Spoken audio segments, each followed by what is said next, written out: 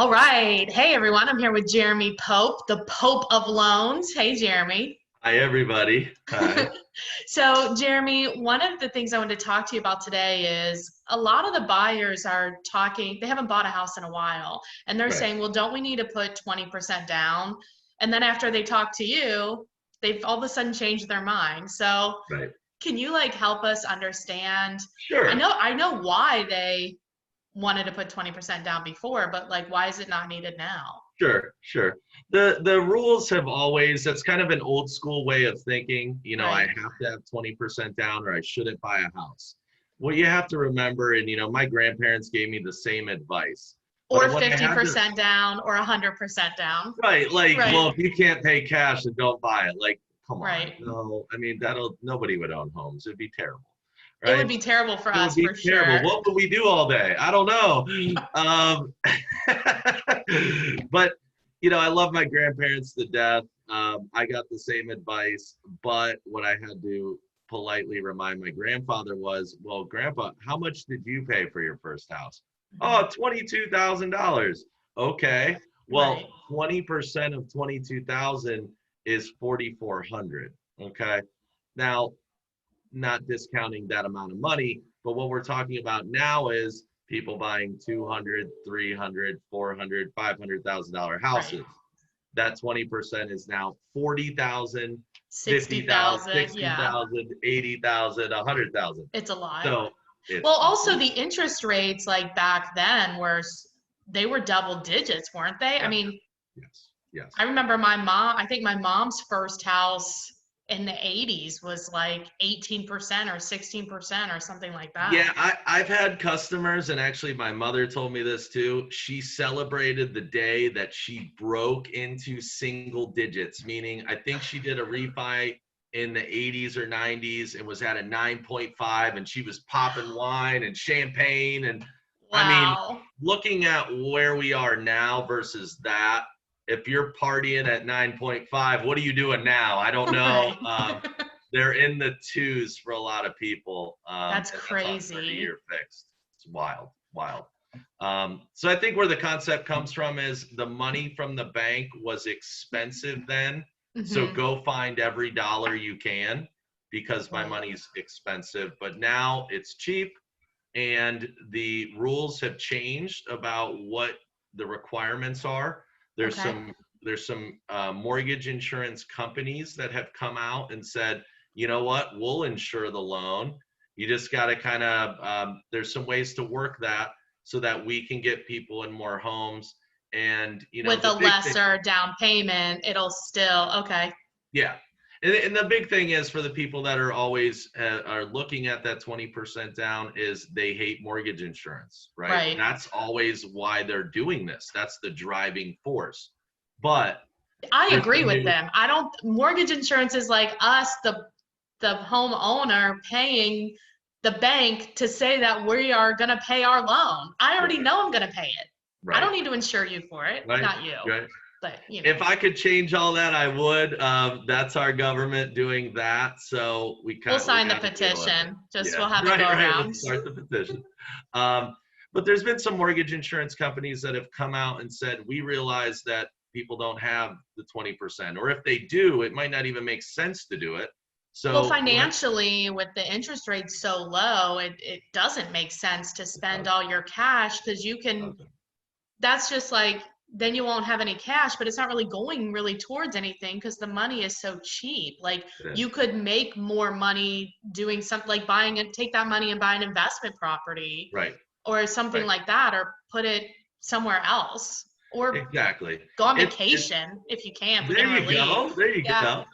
It's about leveraging more of the bank money because it's cheap and putting that extra funds to work in a Hmm. better place than the mortgage, That makes right? sense. So I did prepare a little example here if you'd Oh, let's like hear me to it. run through that. Okay, all right.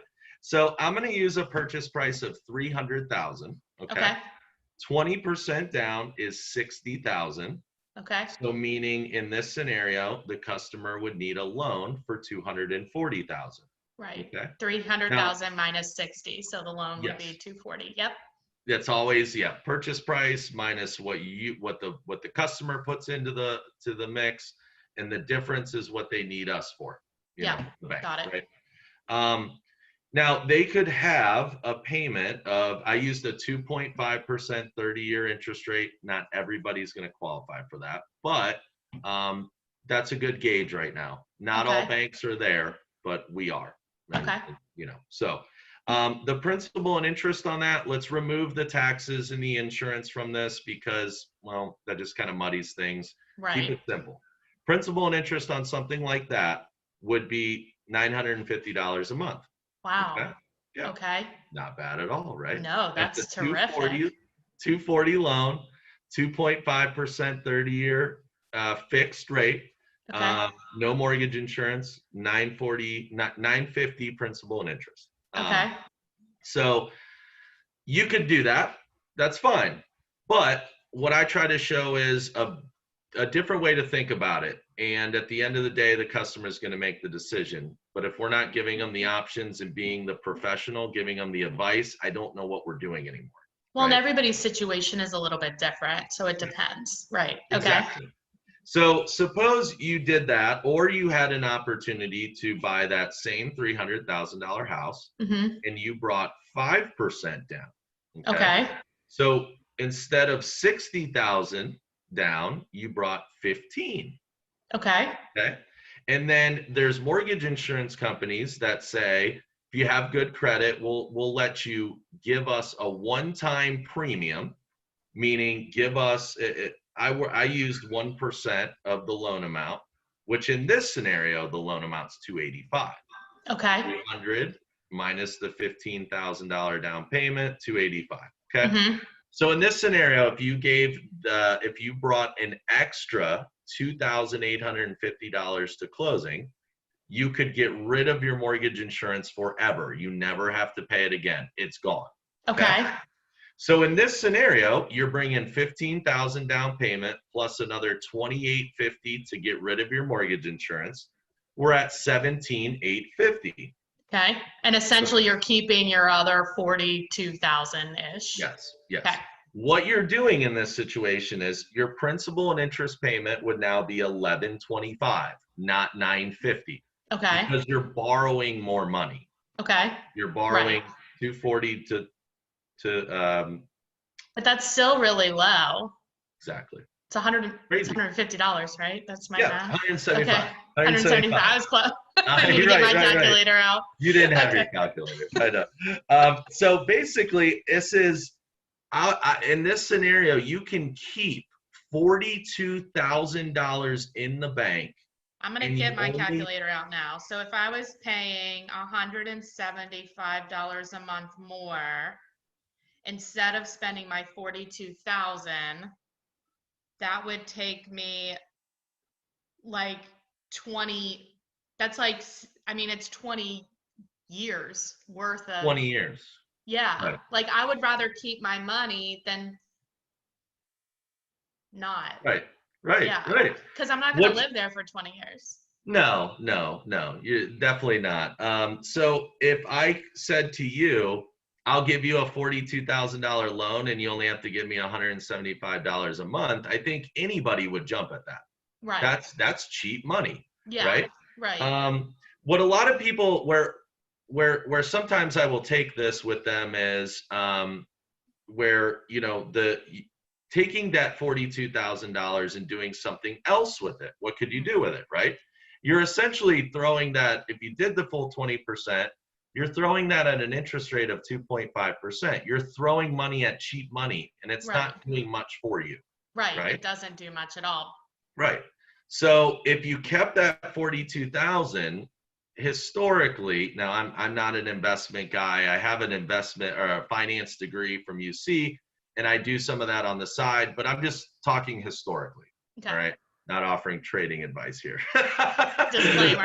Got to be careful, right? Yeah. So the S&P 500, which is the 500 of America's largest companies, which is a very safe play. That's Apple, that's GE, that's General Motors, that's the companies we all know and love, right? Okay. That is a safe investment, right? So historically, those have produced about 8% returns a year. Okay. Instead of putting $42,000 at a 2.5% interest rate to Make avoid 8%. 2.5% in interest, Right. put the 42,000 in the S&P 500 or whatever your investment guy says you should do, and you Buy feel 2 comfortable rental with it. properties. Buy rental properties.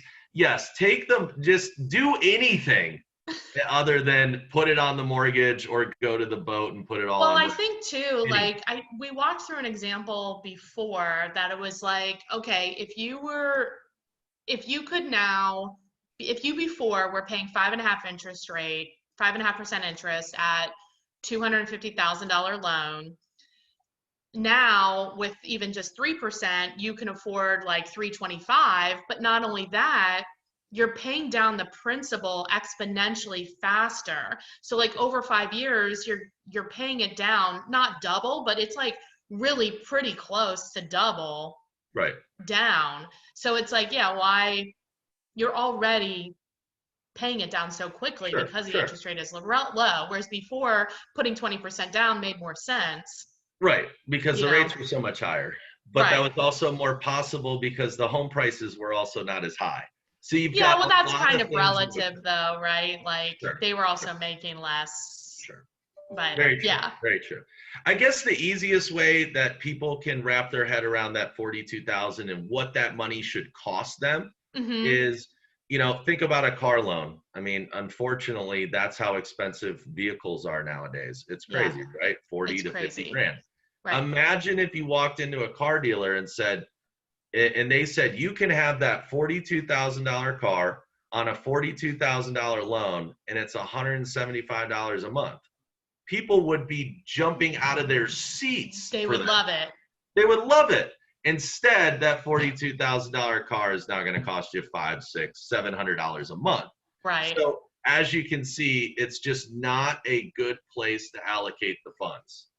I There's agree with better you. places I to mean, do it. yeah. And like we said before, I mean, everybody's situation is different. I know you guys offer a lot of different options and it really Mhm. depends on the person, the house, all the factors, right? Sure, sure.